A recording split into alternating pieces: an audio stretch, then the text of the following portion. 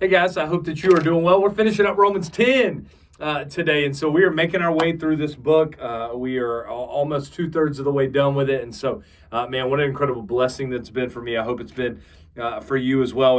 And we're finishing up Romans 10, starting in verse 14 today. Here's how it starts. How then can they call on him they haven't believed in? And how can they believe without hearing about him? And how can they hear without a preacher? And how can they preach unless they're sent? As it is written, how beautiful are the feet of those who bring the good news. But not all obeyed the gospel. For Isaiah says, Lord, who's believed our message? So faith comes from what is heard. And what is heard comes through the message about Christ. And so what Paul is saying here is that believing is logically prior to calling. And hearing is logically prior to believing. And logically prior to that are messengers or ambassadors that hear the message, that the people hear the message spoken through. The term here is the term herald.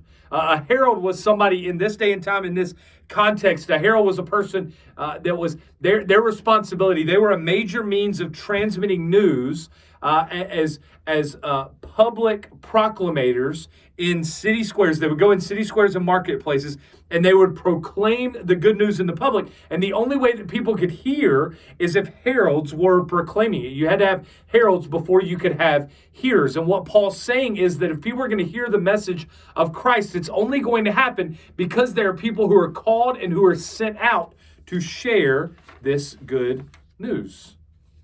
You see, what he's saying is that it's Christ who calls and sends heralds. It's heralds who preach. Once heralds preach, people hear, hearers believe, believers call, and those who call on the name of the Lord are saved. And so what we need to understand, unless there are some people who are commissioned for the task, there will be no gospel preachers. And if there are no gospel preachers, then sinners won't hear Christ's message and Christ's voice. And unless they hear his message and his voice, they won't believe the truths of the gospel, his death and his resurrection. And unless they believe these truths, they won't call on the name of the Lord. And unless they call on the name of the Lord, they won't be saved. You see, preachers, heralds, including himself, Paul, they've been sent. God has sent them to proclaim the good news. And what Paul is saying here is that because he knows that they've been sent, he also knows that Israel has heard the gospel. He's still in this phase of trying to explain the unbelief of Israel. Why would they not accept the good news? And what he shows here at the end of Romans 10 is that their unbelief was actually foretold by the prophet Isaiah. You see, the unbelief of Israel is just a fact. Paul gets around the fact that not all of them obeyed the gospel.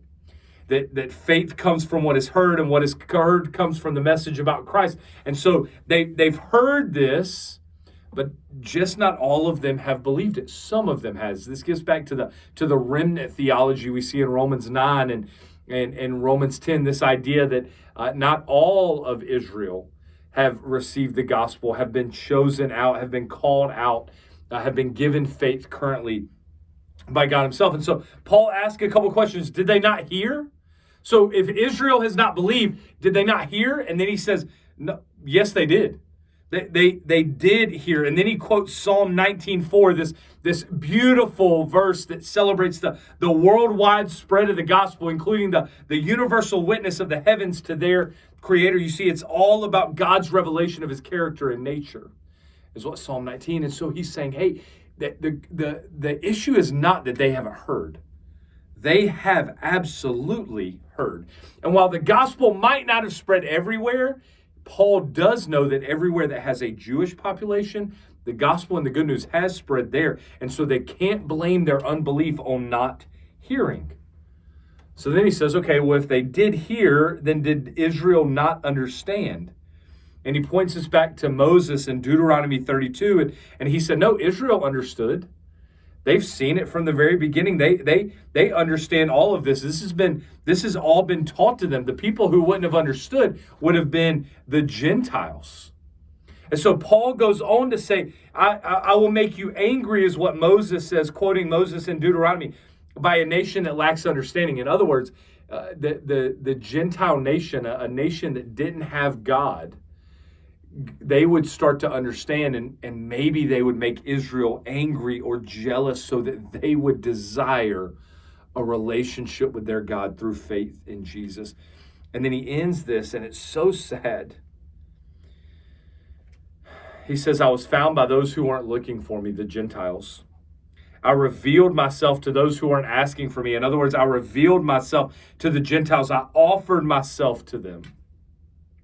But to Israel, he says, all day long, I've held out my hands to a disobedient and defiant people. You see, you get this image that Paul is pleading with Israel to return, but he's not, that God is pleading with Israel to return, and he's receiving no response. They're dismissive, they're disobedient. He's continually extending his offer of grace to his people, and they're continually rebellious. You see, they still think that being chosen is about genetic inheritance. They still think that being chosen is about their performance of the individual commands of the law. They still think that them being chosen is about their birthright. What they don't understand is that it's about God's choice and then their response of faith and trust. You see, it's faith and trust in Jesus, not our good works or not how we're born or what race or what socioeconomic class or what gender we are. It's all about Jesus. They didn't yet understand that the law was primarily pointing to not all the things they had to do, but the fact that they can't accomplish it. So they need to trust the one who did accomplish it, and his name is Jesus. You see, God doesn't want them to be the chosen people of the law. He wants them to be the chosen people of Christ, and that's Paul's heart as well. And so I'll just end this by saying this.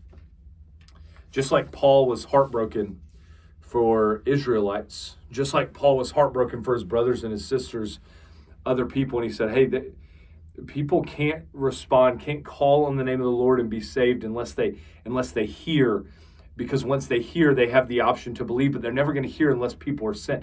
And so I would just ask you, much like Paul was sent, God has sent and commissioned you as a disciple of Jesus Christ to preach and share the good news with the people around you.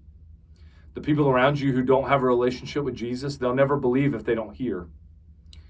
And if they don't hear and they don't believe, they'll never call on the name of the Lord, and therefore they'll never be saved. And the only way they can hear is if you decide that you're going to be bold, that you're going to be courageous, and that you're going to share the good news of the gospel of Jesus Christ with them. So who do you need to share the gospel with? Who's the one person on your mind that you need to share your faith with, that you need to tell about Jesus, that you need to share your story with? Maybe it's somebody at work. Maybe it's a friend. Maybe it's a family member. Maybe it's somebody you go to school with. Maybe it's a parent of the teammate of one of your sons or daughters. Who is it? Who's that person? Maybe it's your waiter or waitress. Maybe it's your cashier the next store you go to check out at. Who is the person that God is putting on your heart right now that they need to hear the gospel from you? Because unless they hear it from you, they're not going to hear, they're not going to believe, they're not going to call on the name of the Lord, and they're not going to be saved. Who is that person? Be bold, be courageous, share your story, share your faith, share the gospel of Jesus Christ, and watch as they hear and they believe and they call on the name of the Lord, and they are saved. I love you guys. Man, we are called to make disciples of all nations. So let's go and share the gospel with boldness, with passion, with urgency, with fire, with courage, and watch God change the community around us. I love you guys. We'll see you soon.